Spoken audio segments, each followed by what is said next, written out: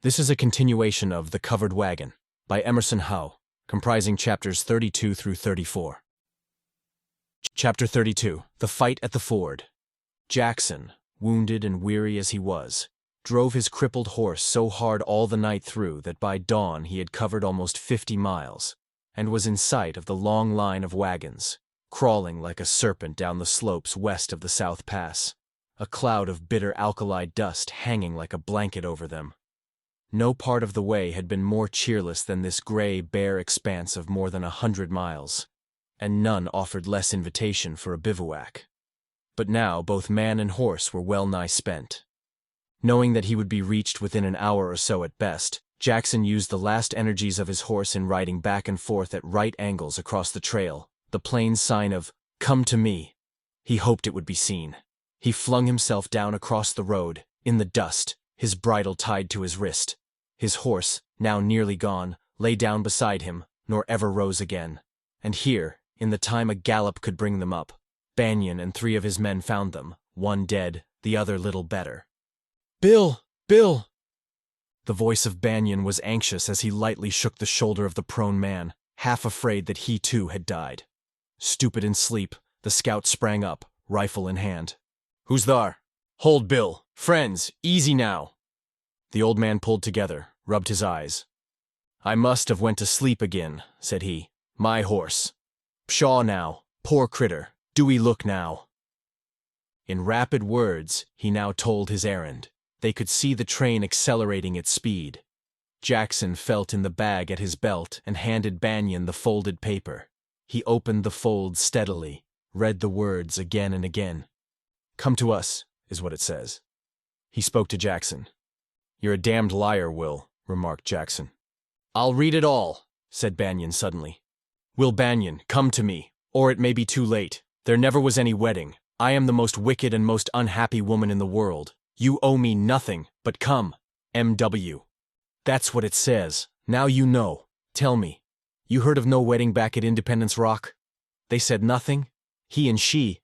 Ef they was ever any wedding hit was a damn poor sort, and she says there wasn't none. She'd orter know. Can you ride, Jackson? Span in 6 fast mules for a supply wagon, such as kin gallop. I'll sleep in that a hour or so. Get your men started, Will. We may be too late. It's nigh 50 mile to the ford of the Green. It came near to mutiny when Banyan ordered 1/3 of his men to stay back with the ox teams and the families. 50 were mounted and ready in 5 minutes. They were followed by 2 fast wagons. In one of these rolled Bill Jackson, unconscious of the roughness of the way. On the Sandy, 20 miles from the ford, they wakened him. "Now tell me how it lies," said Banyan. "How's the country?" Jackson drew a sketch on the sand. "They'll surround, and they'll cut off the water. Can we ford above and come in behind them? We mount. Send half straight to the ford and half come in behind through the willers, huh? That'd put 'em at 'tween 3 fires. Ef we driv 'em on the wagons, they'd get hell there. And ef they broke, the wagons could chase 'em inter us again. I allow we'd give 'em hell. Hit's the crows I'm most a-skeered of. The Bannocks, if that's who they was, I'll run easy." At sunset of that day the emigrants, now half mad of thirst, and half ready to despair of succor or success, heard the Indian drums sound and the shrilling of the eagle-bone whistles. The crows were chanting again. Whoops arose along the riverbank. "My God, they're coming!" called out a voice. There was a stir of uneasiness along the line, an ominous thing. And then the savage hosts broke from their cover. More than 1,000 men, ready to take some loss in their hope that the whites were now more helpless. In other circumstances it must have been a stirring spectacle for any who had seen it. To these, cowering in the sand, it brought terror. But before the 3 ranks of the crows had cleared the cover, the last line began to yell, to whip, to break away. Scattering but continuous rifle fire followed them. War cries arose, not from savages, but white men. A line of riders emerged, coming straight through to the second rank of the Crow advance. Then the beleaguered knew that the Missourians were up. "Banyan, by God," said a voice which few stopped to recognize as Woodhull's. He held his fire, his rifle resting so long through the wagon wheel that Caleb Price in one swift motion caught it away from him. "No harm, friend," said he. But you'll not need this just now." His cold eye looked straight into that of the intending murderer. The men in the wagon park rose to their work again. The hidden bannocks began to break away from their lodgment under the riverbank. The sound of hoofs and of shouts came down the trail. The other wing of the Missourians flung off and cleared the ford before they undertook to cross, their slow, irregular, deadly rifle fire doing its work among the hidden bannocks until they broke and ran for their horses in the cottonwoods below. This brought them partly into view, and the rifles of the emigrants on that side bore on them till they broke in sheer terror and fled in a scattered sauve-qui-peut. The crows swerved under the enfilading fire of the men who now crossed the ford, caught between three fires and meeting for their first time the use of the revolver. Then new to them, they lost heart, and once more left their dead, breaking away into a mad flight west and north which did not end till they had forded the upper tributaries of the Green and Snake, and found their way back west of the Tetons to their own country, far east and north of the Tougouti crossing of the Wind River Mountains, whence for many a year they did not emerge again to battle with the white nation on the Medicine Road. At one time there were 40 Crow squaws, young and old, with gashed breasts and self-amputated fingers, given in mourning over the unreturning brave. What many men had not been able to do of their own resources, less than a fourth their number now had done. Side by side, Banyan, Jackson, a half-dozen others, rode up to the wagon gap, now opened. They were met by a surge of the rescued. Women, girls threw themselves upon them, kissing them, embracing them hysterically. Where had been gloom, now was rejoicing, laughter, tears. The leaders of the emigrants came up to Banyan and his men, Wingate in advance. Banyan still sat his great black horse, coldly regarding them. "I have kept my promise, Captain Wingate," said he. "I have not come until you sent for me. Let me ask once more, do I owe you anything now?" "No, sir, you do not," replied the older man. "And do you owe me anything?" Wingate did not answer. "Name what you like, Major Banyan," said a voice at his shoulder, Caleb Price. Banyan turned to him slowly. "Some things have no price, sir," said he. "For other things I shall ask a high price in time. Captain Wingate, your daughter asked me to come. If I may see her a moment and carry back to my men the hope of her recovery, we shall all feel well repaid." Wingate made way with the others. Banyan rode straight through the gap, with no more than one unseeing glance at Woodhull, near whom sat Jackson, a pistol resting on his thigh. He came to the place under a wagon where they had made a hospital cot for Molly Wingate. It was her own father and mother who lifted her out as Will Banyan sprang down, hat in hand, pale in his own terror at seeing her so pale. "No, don't go," said the girl to her parents. "Be here with us, and God." She held out her arms and he bent above her, kissing her forehead gently and shyly as a boy. "Please get well, Molly Wingate," said he. "You are Molly Wingate?" "Yes, at the end, I couldn't. I ran away, all in my wedding clothes, Will.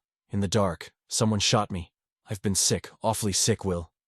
"Please get well, Molly Wingate." "I'm going away again. This time, I don't know where. Can't you forget me, Molly Wingate?" "I'm going to try, Will. I did try. Go on ahead, Will," she added. "You know what I mean. Do what I told you. Why, Will?" "My poor lamb," said the strong voice of her mother, who gathered her in her arms, looking over her shoulder at this man to whom her child had made no vows. But Banyan, wet-eyed, was gone once more. Jackson saw his leader out of the wagon gap, headed for a camping spot far apart. He stumbled up to the cot where Molly lay, her silent parents still close by. "Here, Miss Molly, gal," said he, holding out some object in his hand. "We both got a arrer through the shoulder, and mine's a most well a-ready. Ain't nothing in the world like a good chaw of tobackers to put on a arrer cut. Do 'ee now." Chapter 33. The Families Are Coming. The Missourians camped proudly and coldly apart, the breach between the two factions by no means healed, but rather deepened, even if honorably so, and now well understood of all. Most men of both parties now knew of the feud between Banyan and Woodhull, and the cause underlying it. Woman gossip did what it might. A half-dozen determined men quietly watched Woodhull. As many continually were near Banyan, although for quite a different reason. All knew that time alone must work out the answer to this implacable quarrel, and that the friends of the two men could not possibly train up together. After all, when in sheer courtesy the leaders of the Wingate train came over to the Missouri camp on the following day, there came nearer to being a good understanding than there ever had been since the first break. It was agreed that all the wagons should go on together as far as Fort Bridger, and that beyond that point, the train should split into 2 or perhaps 3 bodies, a third if enough Woodhull adherents could be found to make him up a train. First place, second and third were to be cast by lot. They all talked soberly, fairly, with the dignity of men used to good standing among men. These matters concluded, and it having been agreed that all should lie by for another day, they resolved the meeting into one of better fellowship. Old Bill Jackson, lying against his blanket roll, fell into reminiscence. "Times past," said he, "the Green River rendezvous was helt right in here. I've seed this place spotted with teepees, Hull Valley full of company men and free trappers and pack train people, time o' Ashley and Sublette and my Uncle Jackson and all them traders. That was right here on the Green. Everybody drunk and happy, like I ain't now. Mounting men togged out, new leggins and moccasins their woman had made, warriors painted up a inch of their lives, and women with brass wire and calico all they wanted. Maybe 2,000–3,000 people in the rendezvous. But I never seed the grass so short, and I never seed so much fightin' afore in all my life as I have this trip. This is the 3rd time we're jumped, and this time we're lucky, sure as hell. Pull on through to Bridger and fix your wagons afore they tumble apart. Leave the grass for them that follows, and get on furs you kin every wagon. We ain't likely to have no more trouble now. Pile up them braves in one heap for a warning to any other bunch of reds that may come along to hide around the wagon ford. New times has come on the Green." "Can you travel, Jackson?" asked Hull of Ohio. "You've had a hard time." "Who? Me? Why shouldn't I? Give me time to pick up some of them bows and arrows and I'm ready to start. I noticed a right fine horn bow one of them devils had. The Crow's Alice had good bows. That's the yaller and red brave that was itchin' so long to slap a arrow through my ribs from behind. I'd like to keep his bow for him not needin' it now." Before the brazen sun had fully risen on the second day, these late peaceful farmers of Ohio, Iowa, Illinois, Indiana, Missouri, were plodding along once more beside their sore-footed oxen, passing out unaided into a land which many leading men in the government, North and South, and quite aside from political affiliations, did not value at $5 for it all, though still 1,000 miles of it lay ahead. "Oh then, Susanna," roared Jed Wingate, trudging along beside Molly's wagon in the sand. "Don't you cry for me. I'm going through to Oregon, with my banjo on my knee." Fair as a garden to the sun-seared eyes of the emigrants seemed the mountain post, Fort Bridger, when its rude stockade separated itself from the distortions of the desert mirage, whose citadels of silence, painted temples fronted with colossal columns, giant sphinxes, vast caryatids, lofty arches, fretwork facades, fantastically splendid castles and palaces, now resolved themselves into groups of squat pole structures and a rude stock corral. The site of the post itself could not better have been chosen. Here the flattened and dividing waters of the Black's Fork, icy cold and fresh from the Wichita Mountains to the southward, supported a substantial growth of trees, green now and wonderfully refreshing to desert-weary eyes. "The families are coming." Bridger's clerk, Chardon, raised the new cry of the trading post. "Broken hungry, I'll bet," swore old Jim Bridger in his beard. But he retired into his teepee and issued orders to his Shoshone squaw, who was young and pretty. Her name, as he once had said, was Dang Your Eyes, and she was very proud of it. Philosophical withal, though smarting under recent blows of her white lord, she now nonetheless went out and erected once more in front of the teepee, the token Bridger had kicked down. The tufted lance, the hair-fringed bullneck shield, the sacred medicine bundle which had stood in front of Jeem's teepee in the rendezvous on Horse Creek. What time he had won her in a game of hands. Whereupon the older squaw, not young, pretty, or jealous, abused him in Ute, and went out after wood. Her name was Blast Your Hide, and she also was very proud of her white name. Whereafter both Dang Your Eyes and Blast Your Hide, female, and hence knowing the moods of man, wisely hid out for a while. They knew when Jeem had the long talk with the sick white squaw who was young, but probably needed bitter bark of the cottonwood to cure her fever. Painted Utes and Shoshones stood about, no more silent than the few local mountaineers, bearded, beaded and fringed, who still after some mysterious fashion clung to the old life at the post. Against the newcomers, profitable as they were, still existed the ancient antipathy of the resident for the non-resident. "My land sakes alive," commented stoical Molly Wingate after they had made some inquiries into the costs of staples here. "This store ain't no place to trade. They want $50 a sack for flour. What do you think of that? We got it for $2 back home. And sugar $1 a tin cup, and just plain salt 2 bits a pound, and them to guess at the pound. Do they think we're Indians or what?" "It's the 10th day of August, and 1,000 miles ahead," commented Caleb Price. "And we're beyond the buffalo now." "And Sis is in trouble," added Jed Wingate. "The light wagon's got one hind spindle half in two, and I've spliced the hind X for the last time." Jackson advanced an idea. "At Fort Hall," he said. "I've seen him cut a wagon in two and make a 2-wheel cart out and hit. They're easier to get through mountains that way." "Now listen to that, Jesse," Mrs. Wingate commented. "It's getting down to less and less every day, but I'm going to take my bureau through, and my wheat, and my rose plants, if I have to put wheels on my bureau." The men determined to saw down 3 wagons of the train which now seemed doubtful of survival as quadrupeds, and a general rearrangement of cargoes was agreed. Now they must jettison burden of every dispensable sort. Some of the sore-necked oxen were to be thrown into the loose herd, and their places taken for a time by cows no longer offering milk. A new soberness began to sit on all. The wide reaches of desert with which they here were in touch appalled their hearts more than anything they yet had met. The grassy valley of the Platte, where the great fourfold tracks of the trail cut through a waving sea of green belly deep to the oxen, had seemed easy and inviting, and since then hardship had at least been spiced with novelty and change. But here was a new and forbidding land. This was the Far West itself, silent, inscrutable, unchanged, irreducible. The mightiness of its calm was a smiting thing. The awesomeness of its chill, indifferent nights, the unsparing ardors of its merciless noons, the measureless expanses of its levels, the cold barrenness of its hills, these things did not invite as to the bosom of a welcoming mother. They repelled, as with the chill gesture of a stranger turning away outcasts from the door. "Here resolution almost faints," wrote one. A general requisition was made on the scant stores Bridger had hurried through. To their surprise, Bridger himself made no attempt at frontier profits. "Chardon," commanded the moody master of the post to his head clerk, "take down your trade-in bar and let my people in. Sell them their flour and meal at what it has cost us here.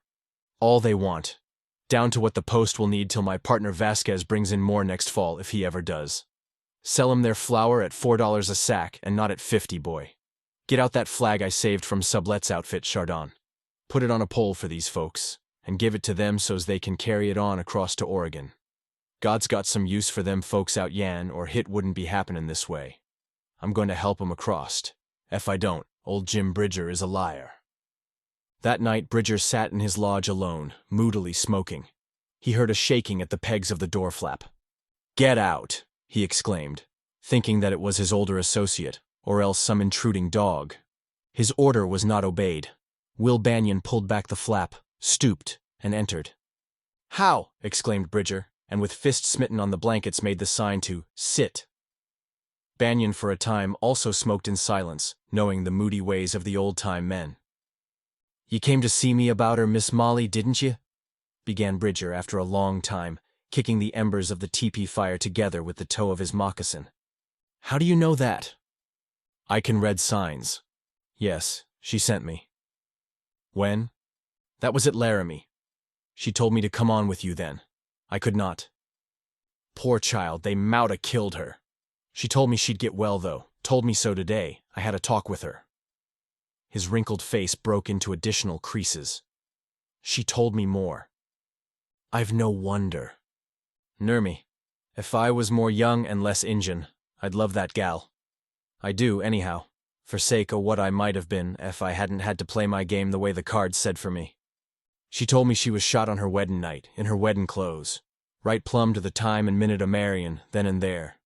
She told me she thanked God the Injun shot her, and she wished to God he'd killed her then and thar. I'd like such for a bride, huh? That's one hell of a weddin', huh? Why? Banyan sat silent, staring at the embers. I know why, or part ways why. Kit and me was drunk at Laramie. I can't remember much, but I do recollect Kit said something to me about you in the army, with Donnerfan in Mexico. Right then, I gets patriotic. Hooray, says I. Then we taken another drink.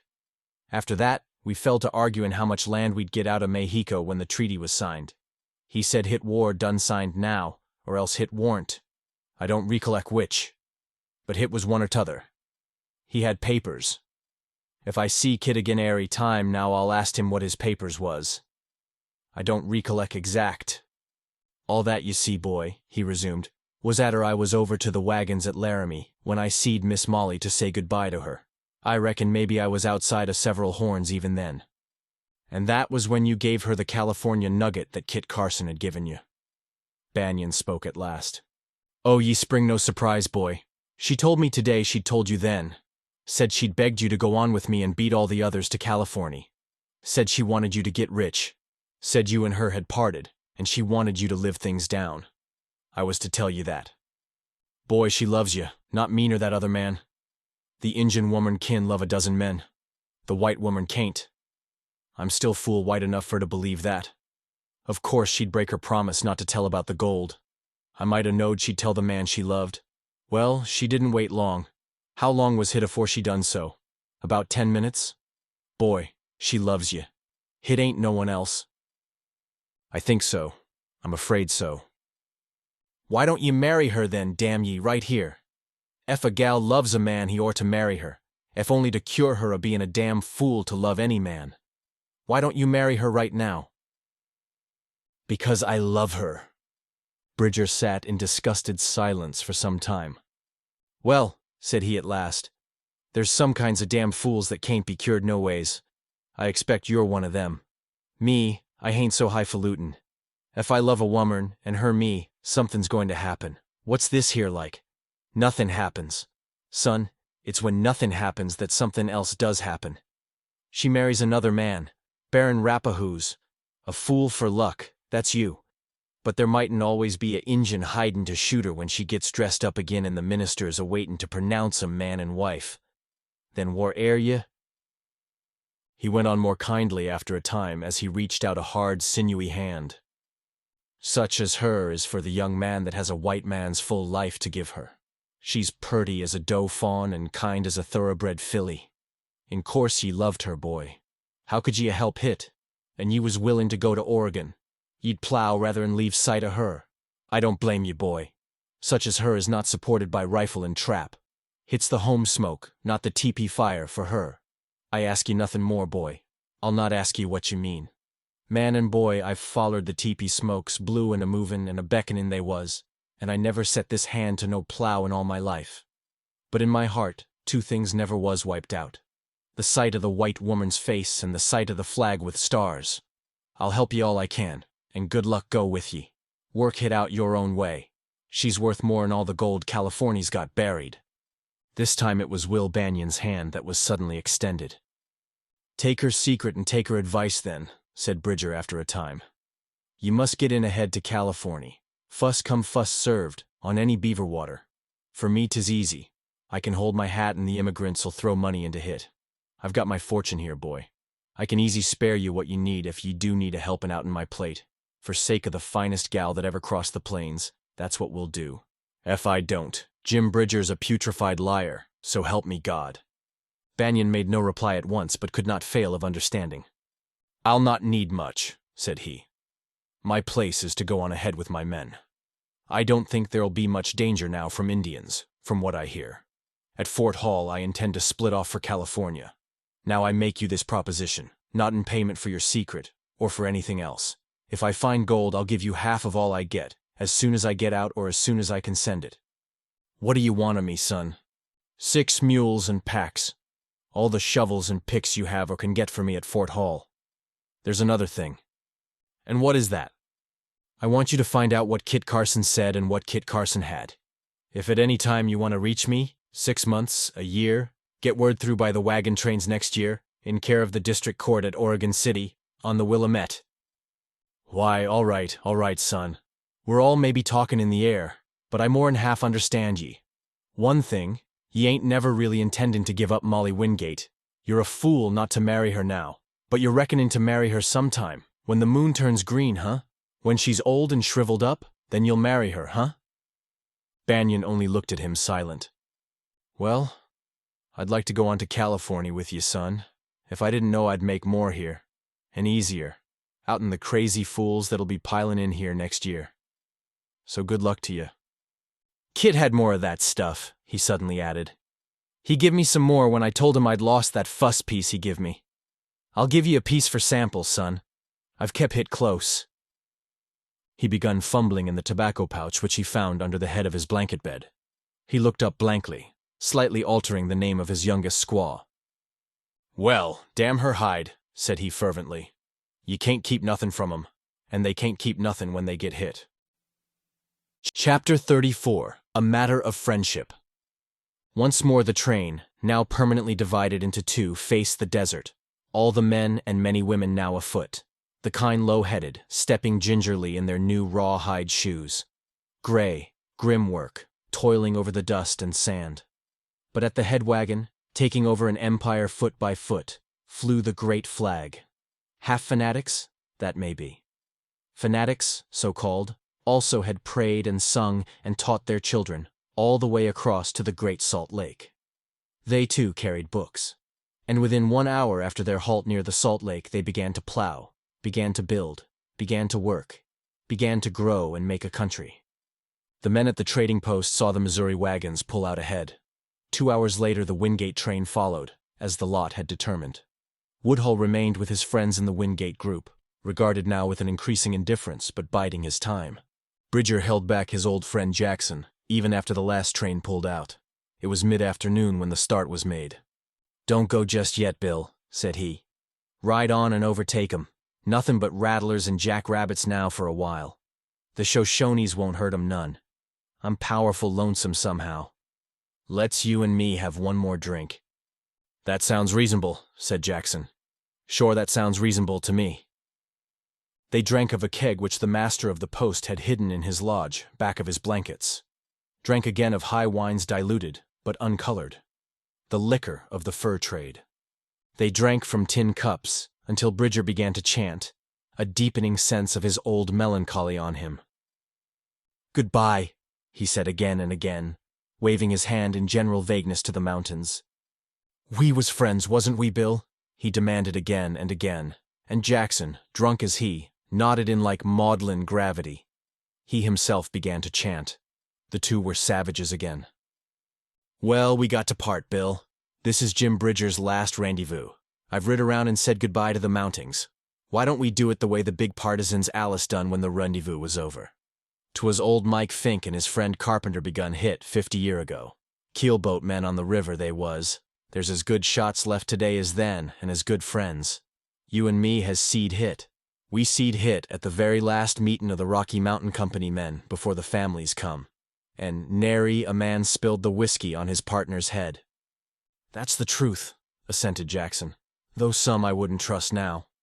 Would ye trust me, Bill, like I do you, for sake of the old times, when friends was friends? Sure I would, no matter how come, Jim. My hand's stiddy as a rock, even though my shootin' shoulder's a leetle stiff from that crow arrer. Each man held out his firing arm, steady as a bar. I can still see the nail-heads on the door, Yan.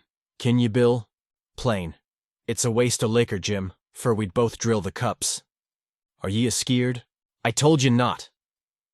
Chardon, roared Bridger to his clerk. You, Chardon, come here.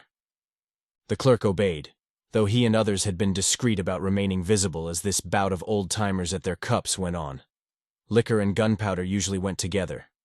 Chardon, get ye 2 fresh tin cups and bring 'em here.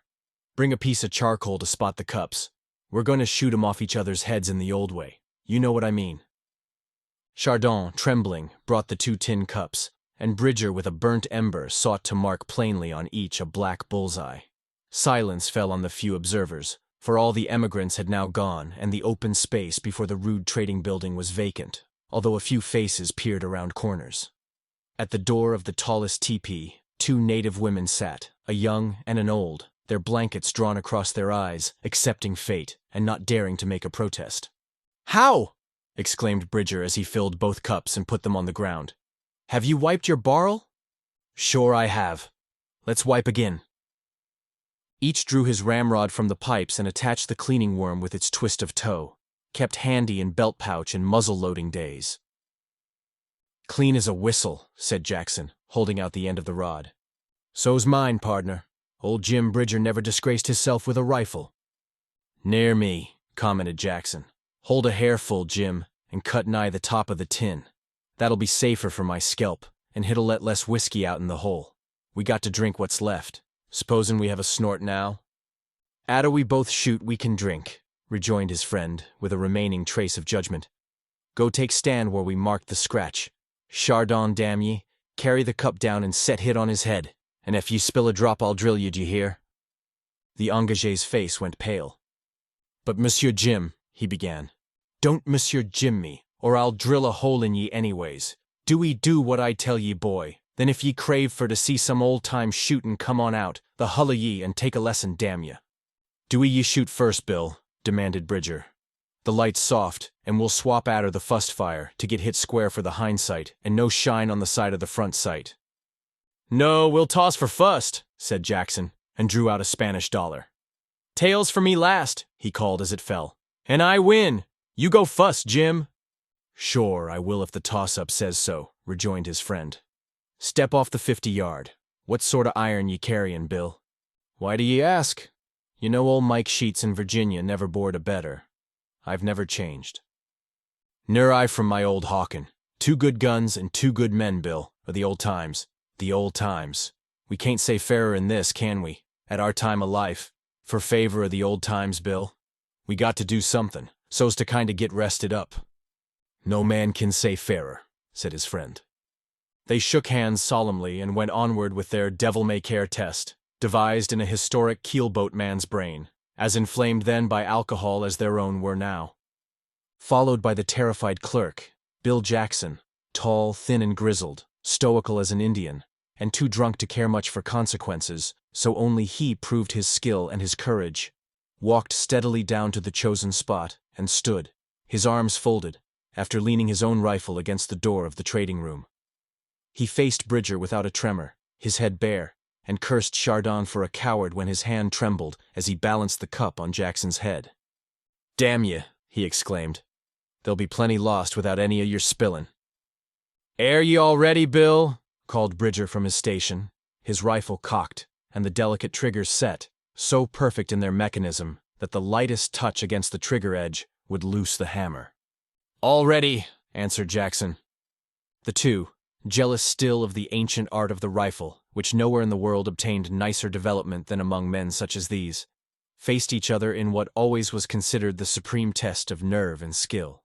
For naturally a man's hand might tremble, sighting 3 inches above his friend's eye, when it would not move a hair-sighting center between the eyes of an enemy. Bridger spat out his tobacco chew and steadily raised his rifle. The man opposite him stood steady as a pillar, and did not close his eyes. The silence that fell on those who saw became so intense that it seemed veritably to radiate, reaching out over the valley to the mountains as in a hush of leagues. For an instant, which to the few observers seemed an hour, these two figures, from which motion seemed to have passed forever, stood frozen. Then there came a spurt of whitish-blue smoke and the thin, dry crack of the border rifle. The hand and eye of Jim Bridger, in spite of advancing years, remained true to their long training. At the rifle crack, the tin cup on the head of the statue-like figure opposite him was flung behind as though by the blow of an invisible hand. The spin of the bullet acting on the liquid contents ripped apart the seams of the cup and flung the fluid wide. Then, and not till then, did Jackson move. He picked up the empty cup, bored center directly through the black spot, and turning walked with it in his hand toward Bridger, who was wiping out his rifle once more. "I call hit mighty careless shootin'," said he, irritated. "Now looky what ye done to the liquor. Ef ye'd held a leetle higher, above the level of the liquor, like I told you. She wouldn't have busted open that away now. It's natural. There weren't room in the cup for both the liquor and the ball. That's wastin' liquor, Jim, and my mother told me when I was a boy, willful waste makes woeful want. I call hit a plumb center shot, grumbled Bridger. Do 'ee look now, maybe ye think ye kin do better shootin' yourself than old Jim Bridger. Sure I kin, and I'll show ye. I'll bet my rifle against yourn, if I wanted so sorry a piece as yourn, kin shoot that close to the mark and not spill no liquor at all. And ye can fill her 2/3 full and put your thumb in for the balance if you like. I'll just bet ye a new mule agin your pony ye can't do nothin' of the sort, retorted Bridger. All right, I'll show ye. O' course, ye got to hold still. Who said I wouldn't hold still? Nobody. Now you watch me. He stooped at the little water ditch which had been let in among the buildings from the stream and kneaded up a little ball of mud. This he forced into the handle of the tin cup, entirely filling it, then washed off the body of the cup. I'll shoot the fillin' out in the handle and not out in the cup, said he.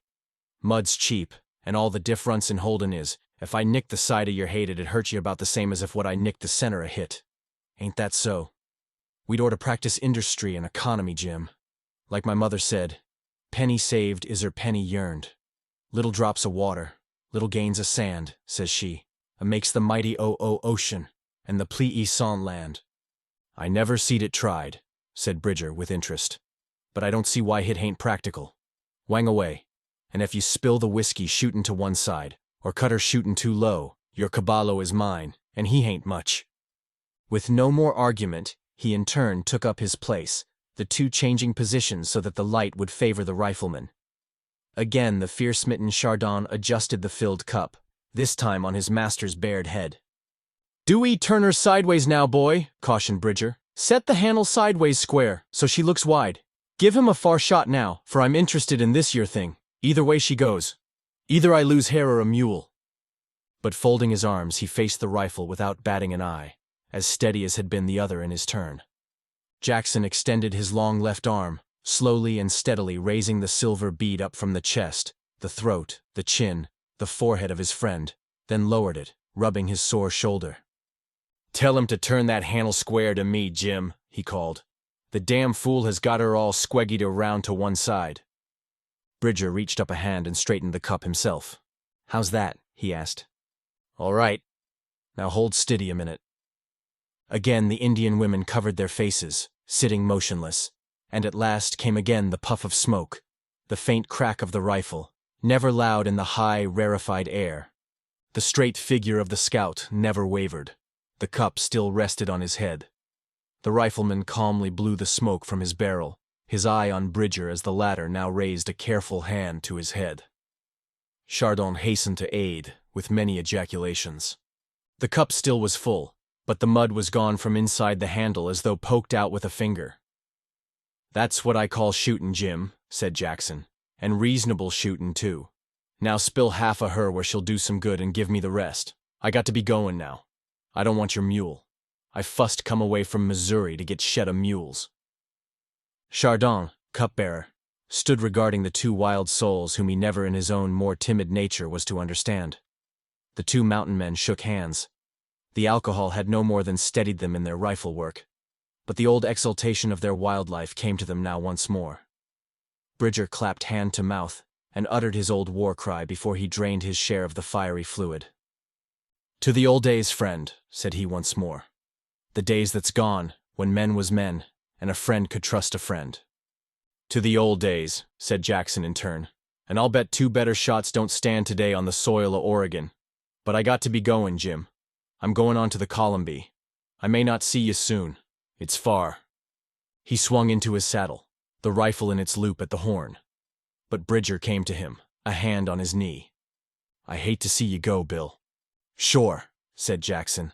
I hate to go. Take care yourself, Jim. The two Indian women had uncovered their faces and gone inside the lodge, but old Jim Bridger sat down, back against a cottonwood, and watched the lopping figure of his friend jog slowly out into the desert.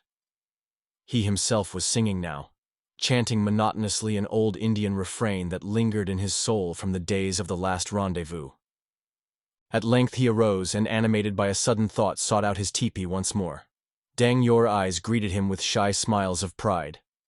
Heap shoot, Jeem, said she. No kill 'em, why?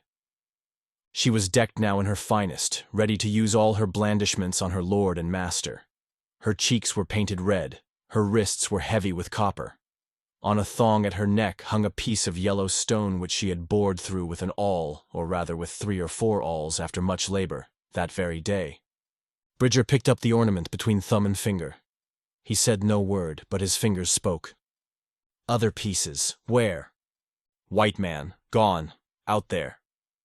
She answered in the same fashion. How, Kola? She spoke aloud. Him say, how, Kola, me? She smiled with much pride over her conquest and showed 2 silver dollars. Swap. In silence, Bridger went into the teepee and pulled the door flaps. This concludes the 9th part of 12 total of The Covered Wagon by Emerson Hough, produced by Best Audiobooks for free.